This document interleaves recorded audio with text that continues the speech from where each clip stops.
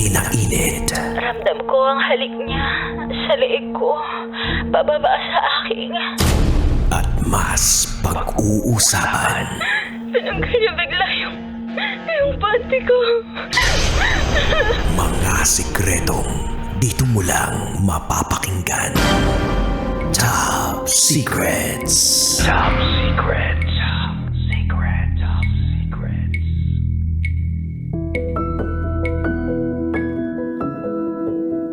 Hi kabisyo! Meron ka bang tinatagong sikreto? Kung meron ka ngang tinatagong sikreto, eto na ang pagkakataon mo para ibahagi ito. Kung ito ay nakakapagpabigat ng nararamdaman mo, eto na ang programang para sa'yo. Kasama si DJ Rocky Terra sa programang Top Secrets. At meron na nga po tayong first caller on the line para magbahagi ng kanyang top secret. Hello, magandang gabi! Magandang gabi po. Magandang gabi sa'yo. Ano ang pwede naming itawag sa'yo? Dudong po, Dudong. Dodong! Taga saan ka? I'm from LA. Ay, LA. Lower Antipolo po. Ay, pa-LA ka pa. Wala ka namang tuwang. Dodong, wala sa Lower Antipolo. Malamig ba dyan? Ayos lang naman po. Medyo Ayos mahangin. lang. Kasi may Mahangin. bagyo pa po natalo. Binahaba kayo sa inyo? Hindi naman po sa awa ng Diyos. Hindi naman po kasi uso sa area namin yung baha po. Kasi nga mataas yung inyo. Mataas. Yes po. Bakit siya naging lower kung mataas? Di dapat higher. Hindi kasi meron tayong upper. Yun yung sa may simbahan. Ako nasa baba na ako Lower na ako. Pero, kumbaga, mataas pa rin yung lugar ninyo. Lower and upper lang. Parang nasa boundary kasi kami ng Marikina at Antipolo po. Okay. Sige. Dodong ng LA as in Lower Antipolo. Ano ang top secret mo? Yun nga yung way back 2022. Yung ano pa ako noon filing for licensure examination for teachers. And parang kakabukas lang noon and na imbis magpapiling ako ng let noon and naubusan ako ng slot sa Manila. So ang natirang slot po sa akin noon is Dasma tsaka Santa Rosa. No, so sa Santa Rosa doon ako napunta. Since kabisado ko yung Santa Rosa dahil doon ako dati nag-OJT. And so yun nga na ang top secret ko doon is yung nag-stop over ako sa mismong terminal sa Balibago, Santa Rosa. So na ako kasi nakaupo lang ako noon kasi wala pang biyahe that time kasi medyo restricted pa yung biyahe noon, mga 2022 ng April. Medyo konti pa buha biyahe noon. So, nag-stop over ako sa 7-Eleven sa may Santa Rosa sa Balibago, sa isang convenience store. Nagsabi pa ako ng name. So, yun nga, nag-stop over ako dun sa isang convenience store, no, para uminom ng tubig. So, hindi ko napansin pala na nakapagbulsa ako dun ng isang ng tsokolate. Parang yun lang.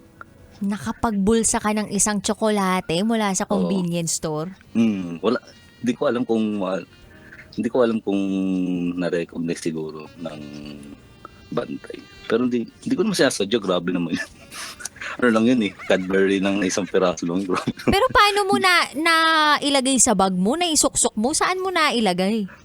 Sa kasi naka-jacket ako that time Oo. Naka-hoodie ako. Di ba may bulsa ang hoodie? So, parang nung pumipili ako ng kakainin ko, kasi nagugutom na ako, kakababa ko lang sa isang sa biyahe. Biglang may tumawag sa akin. So, yung hawak-hawak ko, naibulsa ko. Parang yung involuntary movement ba? Parang normal na hindi ko napansin paglabas ko. Yun nga, nakabit-bit pala ako ng isang tsokolate. Kaso, medyo malayo-layo na ako, kinain ko na lang. Ininom mo na lang. Yung kinain ko. Kinain mo, tsokolate, hindi chocolate drink. Hindi, tsokolate talaga. Tsokolate Tubig talaga. Oo. Yung bar. Oo. Medyo mahal Yung ba chocolate. yun? Hindi naman, mga nasa ano lang naman yun. Maliit lang siya, mga nasa wala pang hundreds. Yung galawan mo pang magna. Oo, ano yun pang dodong smooth, gano'n. Pang dodong smooth ka dun Doon mo naka-hoodie ka. Tapos, kunwari may kinausap ka. parang ang linis lang galawang yun. Nagkaroon tuloy ng idea yung mga kabisyo nating nakikinig ngayon na, ay, gagawin ko rin kaya yan. Alam nyo na po yung mga may convenience store po dyan na binabantayan ngayon. Mag-ingat-ingat po kayo sa mga naka-hoodie Tapos ganito itsura ko, mukhang hindi pa pagkakatiwalaan. No? Talaga ba? Ikaw nagsabi niyan, hindi ako Hindi, mas maigi na ako na naglait sa sarili ko kaysa laitin pa ako na iba. Hoy, pero ang tanong ko, pumunta ka ulit ba dun sa convenience store na yon? Ay, hindi na. Layo-layo, Santa Rosa yun. Tagantipolo ko. Hindi ka na napadpad dun ulit. Hindi na. Ilan yung kaheran doon? Di ba sa ganong convenience store, minsan isa nga lang yung nakabukas na register. Walang guard. Well, sa labas. Hindi ko naman sinasadya. Grabe naman. Kaya nga, kung hindi mo naman sinasadya, okay lang yun. Yung iba nga dyan, diba, hindi sinasadya. Kala nila, nawala yung wallet nila. Pinagbintangan pa yung ibang tao. Yung pala, nakaipit lang sa kilikili nila. May ganun, diba? Meron. So may mga pagkakataon talaga na sabog tayo sa buhay, 'di ba? Ano bang mga ginawa mo nung araw na yun kaya nagkaganon yung nararamdaman mo? Kasi, ang mall kasi noon, parang kailangan daw maaga ako dun sa PRC Santa Rosa, sa may Robinson Santa Rosa. Umalis ako ng bahay ng siguro mga 3:30 to 4. Madaling araw. Madaling araw, lutang na lutang talaga ako. Kasi kailangan kong maaga dun Kasi may pila daw pag 3 beses pa nga bumalik dun Parang kaluluwa mo pa lang yung nag-ooperate ng mga oras na yun. Kaya sabi ko nga sa sarili ko, hindi ko pwedeng ulitin pa tong exam na to. Dahil na nilakad. Pero congrats, nakapasa ka na ngayon, diba? Ayan, din nga, nagtuturo na rin, di ba? Ayun, nagtuturo na rin siya, Yeah. Professor pala ang kausap natin ngayon na si Dodong. Sabi Ituro ko rin dito, sa nila yung ganun. parang kilala daw nila yung caller. Huwag mo ituro sa estudyante mo yun, uy. Hindi naman. Depende rin kung pag kapos na kapos sila. No? Tinuturuan mo maging magnanakaw. Loko-loko. May gusto ka bang batiin ngayon? Yun nga, pabati po sa mga students ko sa... Di ako magsasabi ng pangalan ng eskwelahan ko. Baka makilala ko. So magbati na lang ako sa mga students ko. See you next sem, no? And pabati na po sa Team Techpe and Team Rocketeers. Ayun. Smooth. Dodong Smooth, maraming salamat mula sa Lower Antipolo. Thank you. Ingat lagi. Salamat po. Salamat. Ay, sorry. Na-end ko na yung call kasi ang dami tumatawag eh. Pakinggan naman natin itong next caller natin.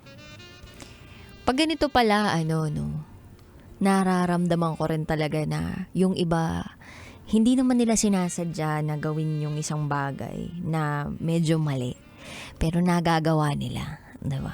Wala naman kasing intensyon na makapang-dekwat. Pero ang nangyari kasi, mukhang na-dekwat. Kasi hindi mo ina-expect eh. Meron pa nga yung akala mo, nabayaran mo na yung item habang nasa convenience store ka. Tapos maya-maya, nag-aantay sa'yo yung mismong kahera na parang hindi mo malaman yung dahilan. Bakit siya nakatungangat? Bakit di niya pa binibigay yung item? Pero yung pala, inaantay niya lang na magbayad ka. Kala mo nakapagbayad ka na pero hindi pa pala. May ganun. Pero yung iba naman ginagawa nilang modus yun Yung akala nyo or parang pinapadama sa'yo na hindi ka pa nakapagbayad, well, in fact, nakapagbayad ka na. So, dapat maging matalino kayo. Tsaka, wag po kayong magsasabog, pag may mga binibili kayong mga mahalagang bagay. Anyway, meron tayong caller on the line, our second caller of the night. Hello! Magandang gabi! Hello? Hello po. Ay, Hello po. napakainhin naman ang boses mo, B. Hello! Anong maitatawag namin sa iyo na pangalan? Gil na lang po. Ano? Gil. Gil. Apa. Parang gigigil, ganon? Hello? Gil. Hello po. Ito ba yung parang gigigil, ganon? Parang ganun po. Okay, sige. Gil, taga saan ka? Taga Batangas po. Oy, Batangas. Ang mga Batanggenyo ba, uso pa rin yung mga alae, yung mga ganon? Meron naman pong iba ganun. Ikaw? Hindi po. Ay, hindi. Di lumaking Metro Manila ka Pero na. hindi po. Meron lang po talagang salitang may pagkabatanggan niya. Ah, okay.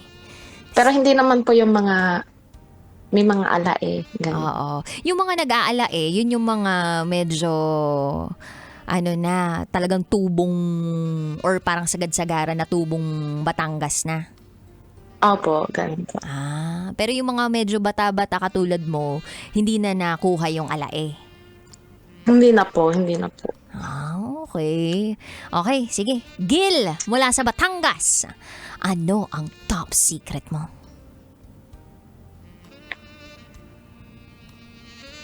Ay, bigla nawala si Gil. Gil, ba't nawala ka? Akala ko ba mag-uusap tayo? Akala ko ba gusto mo ko tawagan? Kinabahan siguro to si Gil. O baka napindot niya lang. Gil? Gigigil ako, ha?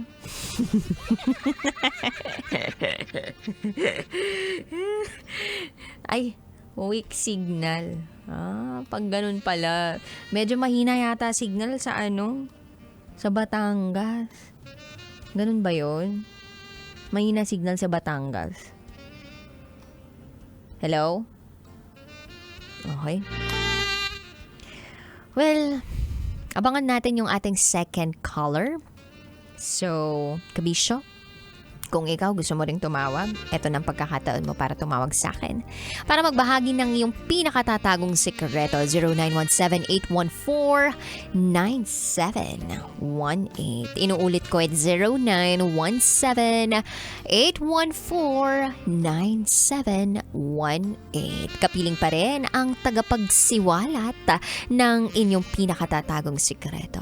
DJ Rocketera ang Basa Princess ng Love Radio para sa programang Top Secrets. Kailangan pa bang i-memorize yan? Love Radio. Basic!